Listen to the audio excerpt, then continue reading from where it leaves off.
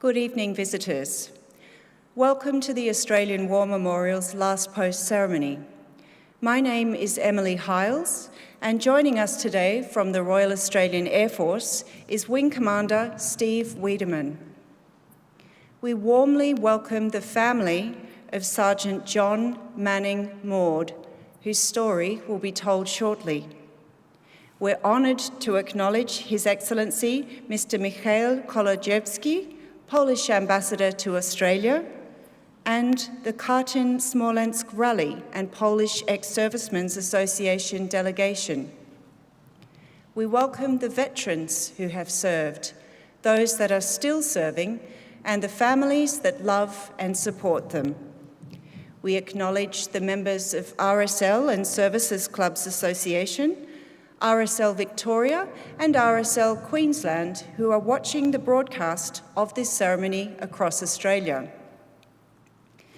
During this evening's ceremony, wreaths will be laid at the base of the Pool of Reflection by family, visitors, and Wing Commander Michael Garside on behalf of the Air Force Association. If you're able, please stand and join in singing the National Anthem.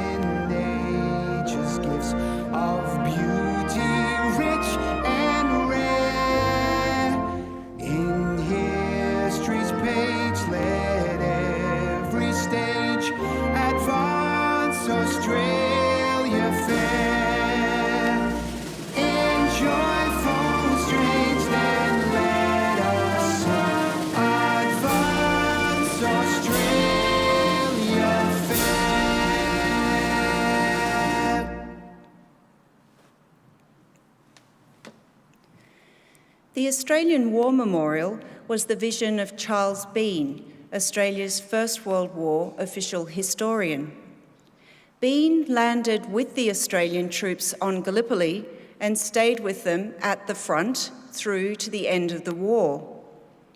The idea of this national memorial and museum came to him at Pozières, France, in the depths of the bloody fighting of 1916. Bean's idea was that this would be a place where families and friends could mourn loved ones buried in faraway places. It would also be a place that could help all Australians understand what these men and women had endured and what they had done for us. Bean's vision, to which we remain true, is best expressed as inscribed in the entrance to the memorial's galleries. Here is their spirit, in the heart of the land they loved, and here we guard the record which they themselves made. Tonight, we will read the story behind just one of those on the Roll of Honour, which lists the names of more than 102,000 men and women who have given their lives for us in war and on operations for more than a century. But first, we present a lament, Flowers of the Forest. Wreaths and floral tributes will now be laid at the base of the Pool of Reflection.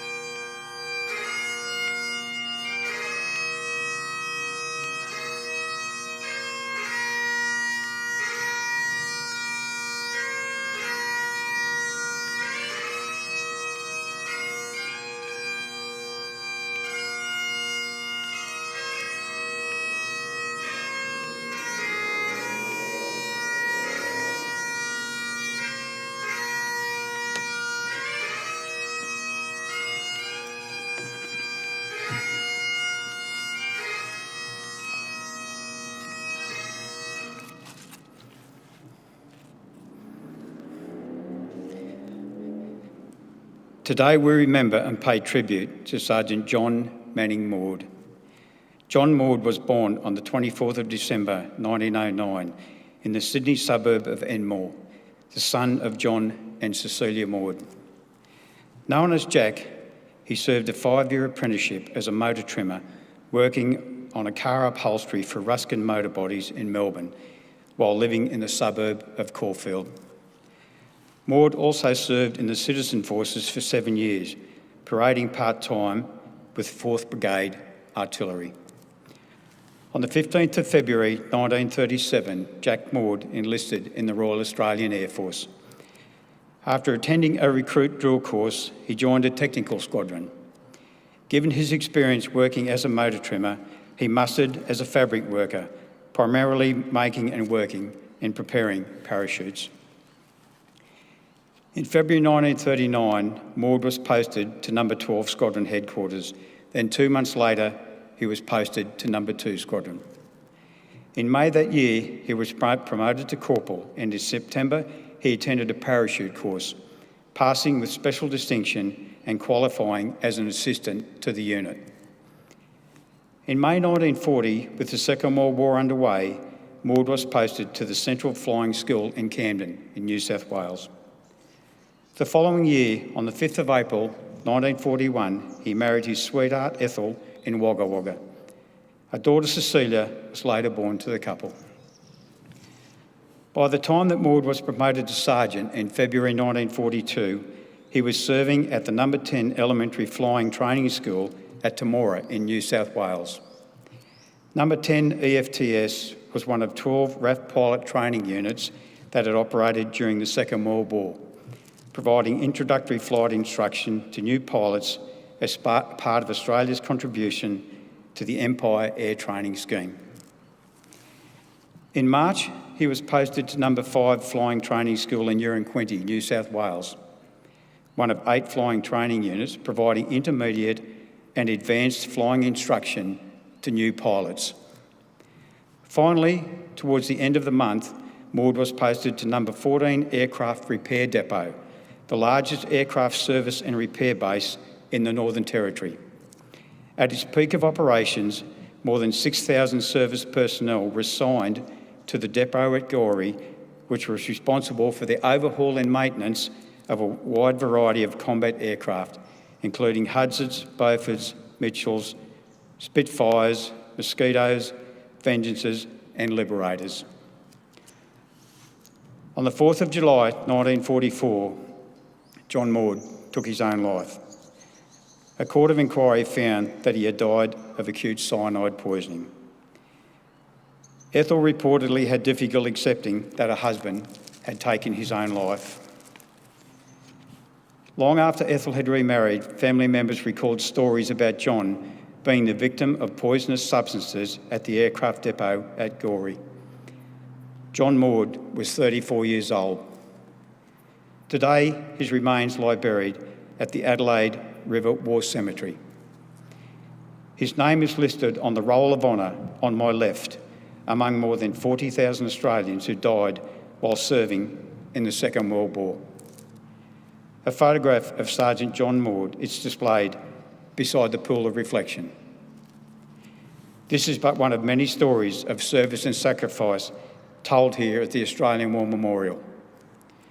We now remember Sergeant John Manning Maud, who gave his life for us, for our freedoms, and in the hope of a better world.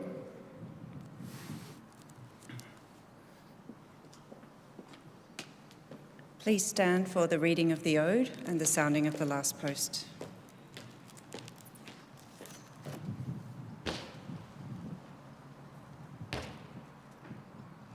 They shall grow not old as we that are left grow old. Age shall not weary them, nor the years condemn. At the going down of the sun and in the morning, we will remember them. We will remember them.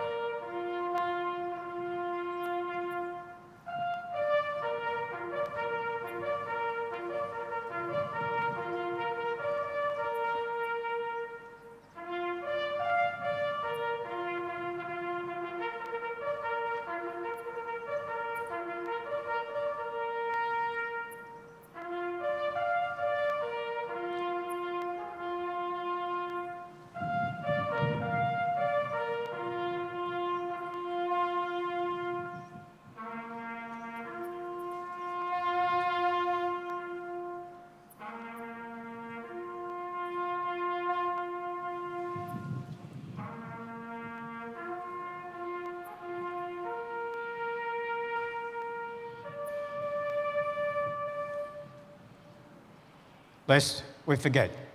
Lest we forget.